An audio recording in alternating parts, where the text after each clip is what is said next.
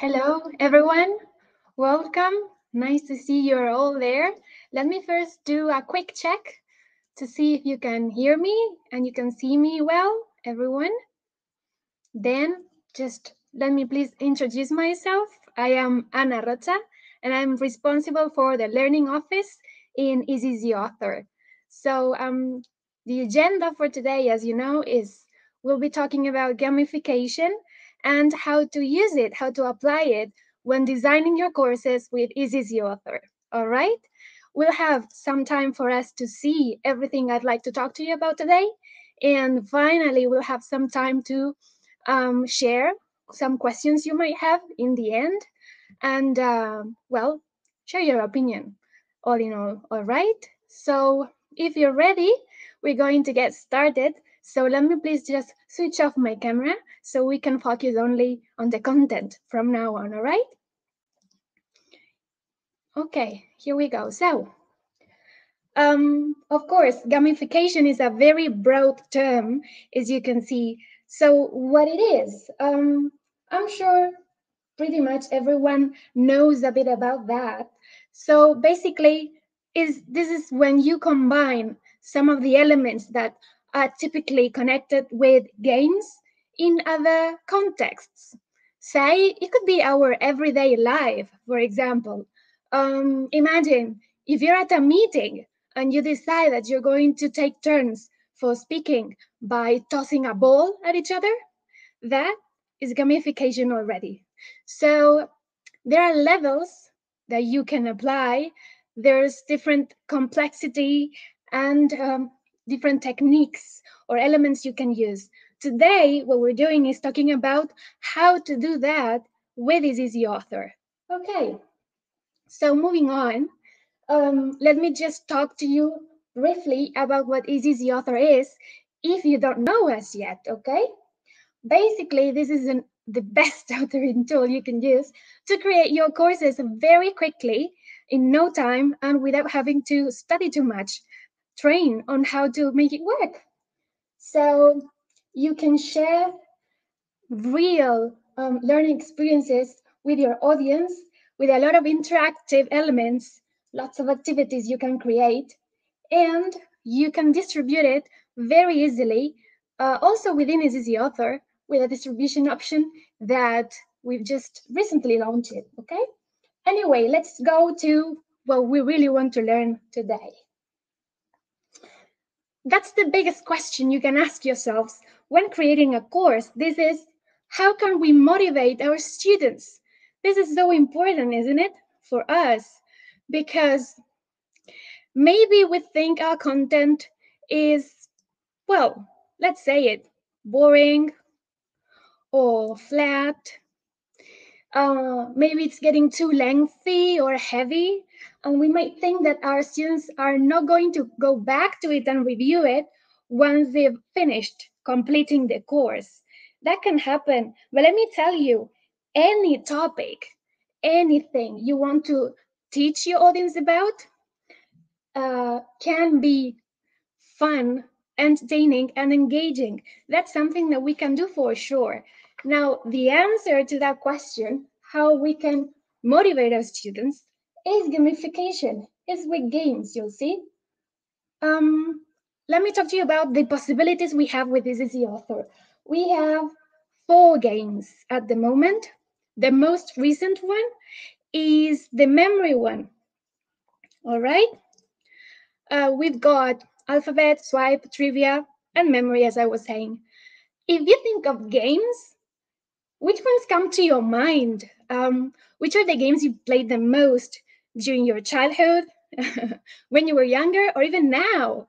I'm sure these ring a bell to you somehow because some of them are inspired in Hangman, I can see there, yeah, are inspired in some very popular TV shows and games that all of us know for sure. All right. Now we're gonna see them in detail and we're going to see how we can edit them. Let me just go to our editing tool. All right. So here we go. Let me enlarge this. This is kind of small. as far as we can see, isn't it? Okay, here we go. So let's get started with the alphabet. Let me just click the action button for you to see how it starts for a player, right? So there is the countdown, as you've seen, and right away what you can see is the whole alphabet here round the clock. Time has already started running. These are how much points I've got so far, none, as you can see. And so here's my clue with a statement, okay? And this is where I can enter my answer. So let me just get this one right, okay? And this is what happens. I get immediate feedback and I can move on to my next question. If I don't know what to answer this time, I could use a wild card, that's the star, or I could skip it, okay? I could also put my foot in it and make a mistake or enter an incomplete answer, for example. And so that's what I'd get. So if I wanted to finish the game right now, I could just by clicking here. And this is what I'd get. A summary of the points I've got, all right? And well, the cards I used, right answers, wrong answers, the time I've got left, and my points. Why is this important? Because this is going to make me want to play again. Okay, so as you can see, these are some of the elements that make gamification as we know it. So engaging the student in learning and playing, having fun. Let me show you how to edit this game now. As you can see, we are on a slide of the editor, and so this is what we see, okay? Slide level when editing in the editing panel. I'll just go here to my element, the alphabet. And so what I can do is decide on my cover image. It could be a color, for example, or I could get a gradient, say this one, make some changes. In this case, I'll just keep the image. If I wanted to, I could choose one from the catalog, okay, for example. I'm not going to do that today because I'd rather just stick to the one I already have. And there are some editing options for the image, but we're not going to go through this part today. We'll just focus on the game and gamification. Apart from that, I can add a description here. In this case, I've got alphabet, but if I wanted to, I could add some sort of instruction or, I don't know, guideline, encouraging phrase, whatever you wanted to add.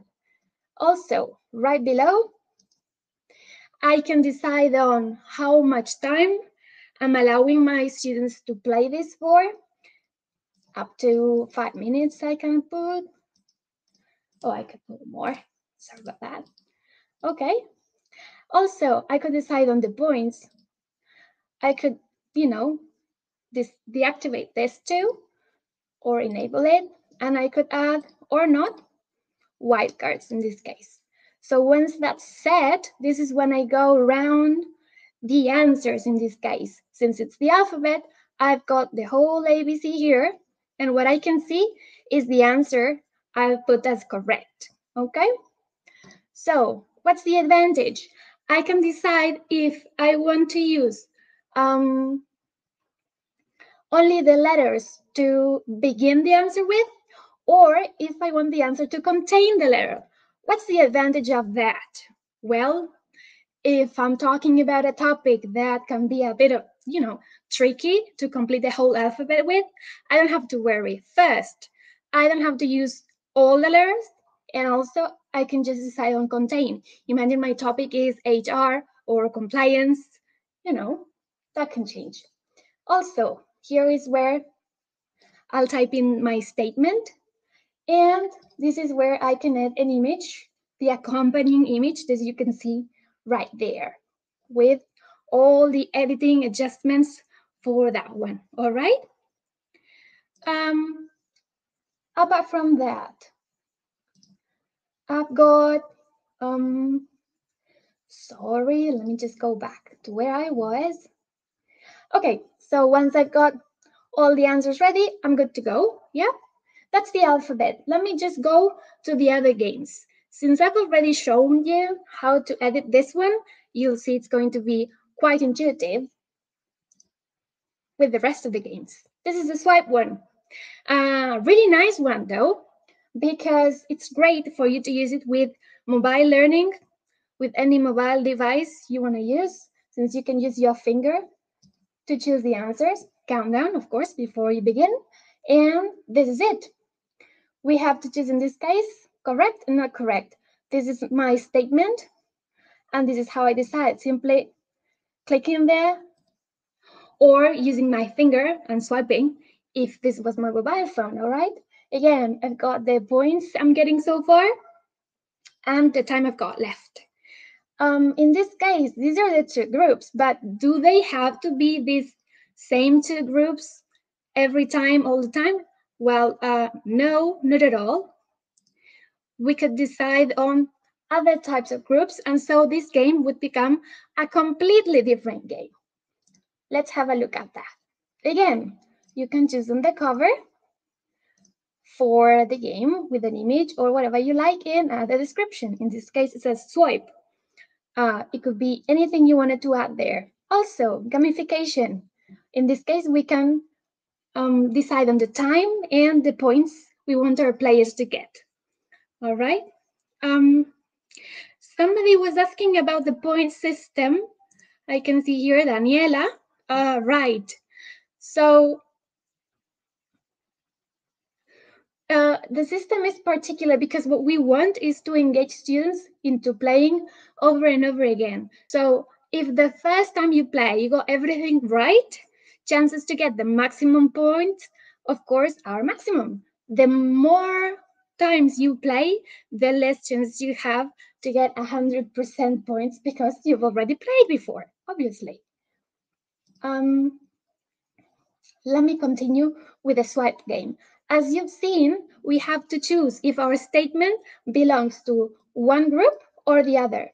This is option A and option B, and this is where we decide on the name of our game, of our group. It could be, I don't know, right or false, or it could be, I don't know, deciding on processes where they belong to. It could be HR, or it could be, I don't know, a country, okay? This belongs to Spain, whatever, up to you.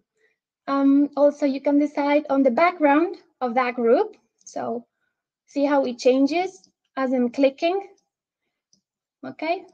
This makes the editing super simple for you to understand what the end result is gonna be, what the look and feel you're gonna get will be, all right? So then is when we're talking about the questions.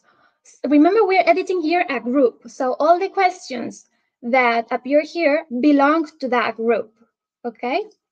In this case, we just change the statement at the one we want and also add an accompanying image as well. That, of course, you can adjust with different fillers of all sort, as I was mentioning before. Well, this one ended up being quite ugly for an example, but you know what I mean. Anyway, once we got all of our questions for our group A and our group B, we're good to go. Let's move on with the trivia. Of course, all of you have played this game before, I'm completely sure. So let's check this. We've got a countdown, and this is how it goes. We just have all the categories here for questions, as you can see. Time running out already, points we're getting, and 3 wildcards in this case. We just spin it, and we'll get a card drawn with a question, and in this case, it's multiple choice, okay? In this case of this trivia game. So basically, we have here the statement with an accompanying image, and we have to choose the answer. If it's correct, lucky me, I'll get my little wedge in this case, meaning that this category is completed. If I spin it again, Then I'll get another random category. And again, imagine, I don't know, I just get the wildcard. So I have my category completed. And let's spin it one more time to see what happens if I get it wrong. Okay, say this one. And that's the feedback. And what happens is the category is not completed, so I get another chance to get my answer right. And so let me show you how to edit that, all right? Oops. Let me go back. This is my internet connection, you guys. That happens sometimes. So, as I was saying, in the trivia trying to edit it. So again, I can change the cover. I can change to whatever I like, an image again. As usual, remember, I'm going through the same steps I did before. So I figure you're already learning how to do it just by watching, if you haven't tried this yet. Here, you can add a description as well as with the other games. That is always the same for all of the games. And in gamification this time, we've also got the wildcards, and we can decide whether you want them or not. Why is that? Because sometimes you want to make the exercise to be harder, to be more difficult. So this is what gamification parameters is going to decide when you adjust them. The level of difficulty you're adding and the level of fun you're adding as well. So it's really important to think about that before you make a decision. In this case, we are deciding on categories, okay? As you can see, they've got a name and a color. And we've got a little message here for us to know whether the number of categories we have decided to set would be enough for the game to be fun, or maybe we need to add more, or maybe we have too many. In this case, let us see, we can change the name of the category. And they could be completely unrelated categories, or they might have something to do depending on the topic you've decided to do this game about. Imagine you are designing an onboarding course, for example. So you can decide that one of the categories, as I've got here, is going to be regulations, okay? Or, I don't know, basic rules for the office, imagine, okay? So, and I can decide here on the color for my category. If you have a look at the slide, you can see the wedges color is changing, okay? Today, I'll decide I'd rather have pink. And so here is where you set your question. You can add a question or a statement. In this case, I'll just put it in English, the question I had in Spanish here before. Can I take food to the office? Very silly question, but just to make the point. Then you add an image to accompany that question, and you can add your possible answers. This is multiple choice, as you can see. You can add more options, okay, or less, and you can decide on the order the answers will appear. Obviously, it's very important to pinpoint which the correct answer is. All right, and that's it. And you'll do the same for all the categories you've got for this game. Let's move on now to our last game right here, the memory. This has been with us for a couple of months only. I think it's quite new, really, the memory game. Of course, all of us know how to play memory. I don't have to explain that to you, but let's have a look at how it works.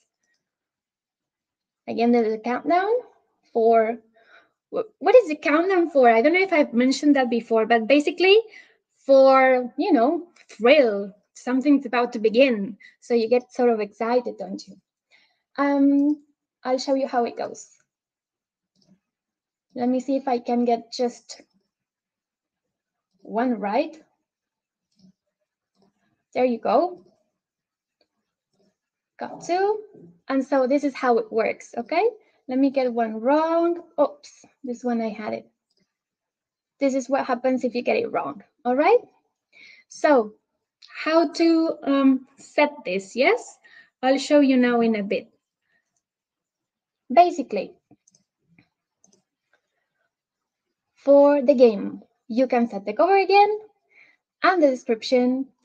And here is the gamification parameters. In this case, you don't have a wildcard because of the game, this memory game, the way it's played. There's no need, right, for that to be here available. Also, regarding the cards, yes, since we've got cards and we can see the back of them, you can edit that too. So in this case, we've got a color, but it could be an image, for example, a question mark. See what that will look like. I'll show you now. You can adapt that to whatever image you want. It can be one of your own that you upload, of course, and you can edit it again, right? As we said before, with all of the images you can use here in ECC Author. Then, the card pairs, all right? The same as with the trivia game, you will be told if you have enough cards or not for the game to be fun, okay? In the game, as you can see, you have 6 pairs of cards. This is how we make it work. You can have more than those pairs of cards here. And what would happen is that every time the player played the game, they would get different cards drawn, okay? So there would be a variety of options then. So as you can see, the pairs of cards are here in twos, and this is how we edit them. I have card A and card B. In this case, card A is just an image, and card B, I've got just a text on a black background, but I could have text and image together. As you can see, you can already see it here, that it's appeared at the same time I'm editing it. Or I could have, again, gradient or a plain color, and I can decide on its opacity, which is great, really, for readability. Okay, apart from that, I can decide on the text style, what I want it to look like. Well, plenty of things for your game to be specific and perfect for your team. Okay, so that's it regarding the editing of your games. So as to review, let me share with you a thought that is really important. That is, when are we going to use these games? Is there just one option for us to use them? Well, not at all, not really. Remember that games can be applied in very different ways. You may want to use your games at the beginning of the course as a needs analysis, for example. That will work very well for students to be aware of what they know. You could also use them in the middle of a course as a brain break. Maybe you want to use them with a topic that has nothing to do with the course you're in, really. That's another way. And you can use it right before the end of course test, for example, as a review. Up to you. You can use it to talk about a specific point of the course, or in more general terms about the whole topic you were talking about before. That's, again, entirely up to you. They are very important for self-assessment, but also for reviewing the content that has been delivered, of course, because they make you think and points time and trying to get, more points it's time to play is obviously very motivating and works fantastically well with everyone. Yeah, who doesn't want to play? Who doesn't want to win? Who doesn't want to have fun? So don't be afraid to try them. And again, any topic can be made fun with these games, that's for sure. Okay, so I'm trying to wrap up now because we're about to start the moment for us to ask and answer questions if you have any to share, which would be great, really, so all of us can learn. I have been taking a look at some of the questions you've been asking me so far, but I haven't had the time to see them all. So If you feel there's something else you would like to know, please, now is the time. Okay, so let me see. Going to go through the questions now one by one. So somebody was asking earlier before, Abhishek, I think. I'm sorry if I'm not pronouncing your name correctly. You were saying if these game templates are available on the tool. Definitely. All the templates you've got in is Easy Author, basic, travel, presenter, floor, there's so many. All of them have pre-designed slides for all of the didactic uses and elements. There are pre-designed templates for all of the games. You're going to find that every style template has a game that is adapted to that style with the content of it and the look and feel. So yes, the answer is yes.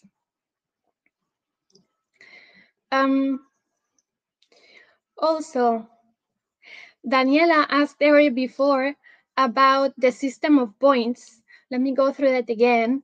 This is the first time you attempt a game, you have the chance to get the maximum number of points. Because if you get them all right, of course you deserve a 10. But the more time, the more you play, the following times, you're going to get less points because you didn't know everything from the start. Let me see. Then, Edna, you are asking, is it possible to make exercises or shall be responded by 2 more persons at the same time? Well, what some people do really is what I was showing you earlier before was actually a course, even if I used it as a presentation. So you could use that, for example, for several people to answer at the same time. If you're doing a presentation live, for example, that could work. If it is a course you're distributing as a course, it's individual because every student has a individual access to that course. All right. Then, yes, Anna, this session is being recorded actually. So if you need access to it, at some point you will get it for sure. The team in marketing department, I'm sure they'll handle that for you. Okay. Right. Let me see if I have more questions to answer that I might have left behind. Okay.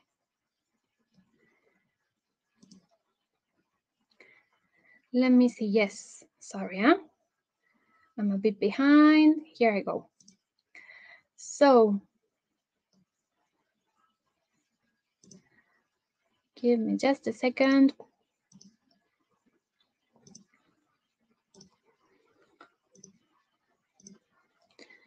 Now, somebody was saying, let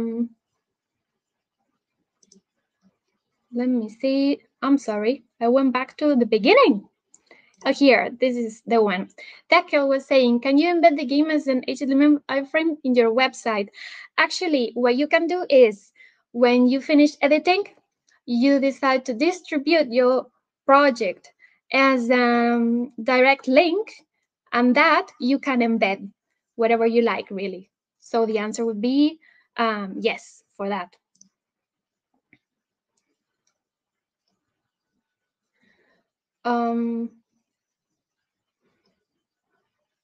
Also, do you use webhooks to notify our servers who has, okay, the player and the score? Not yet, but that's something that's coming very soon. I'm thinking it's a great question because it's really important. So far, this information, we're not retrieving it to show it back to the users, but in our new distribution that is Easy Author Go, that would be the plan for you to be able to get that information from all the players and the students you have. Let me see if I have more questions pending.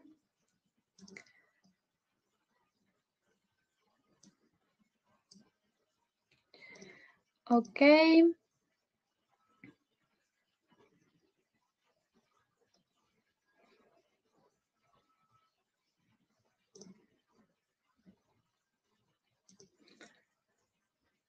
somebody was saying, I think I skipped it before. Here, the alphabet game.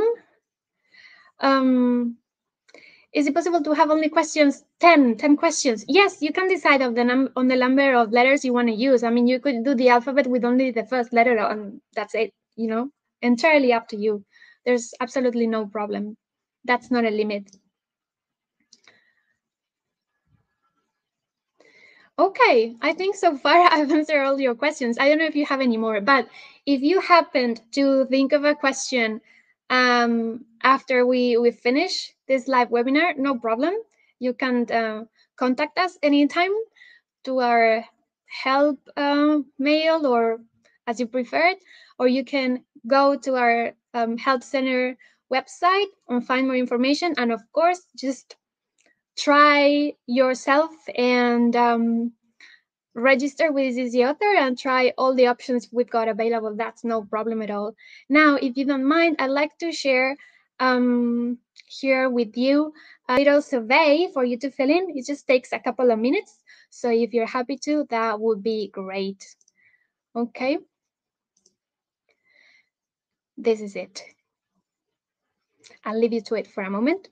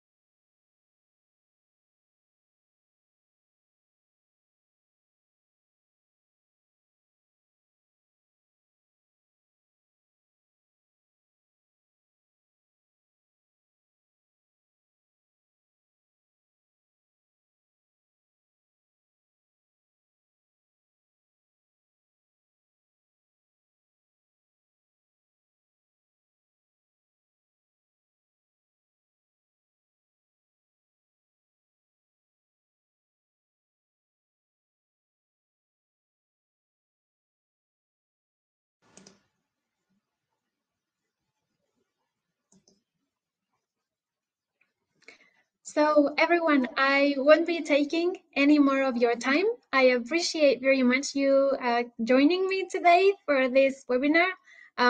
We have more topics to be sharing with you very soon. They're coming up. So if you would like to suggest anything you would like us to cover regarding our features, functionalities, please let us know and we'll be happy to do that with you. All right. So anyway, thank you again. I'll see you soon and goodbye.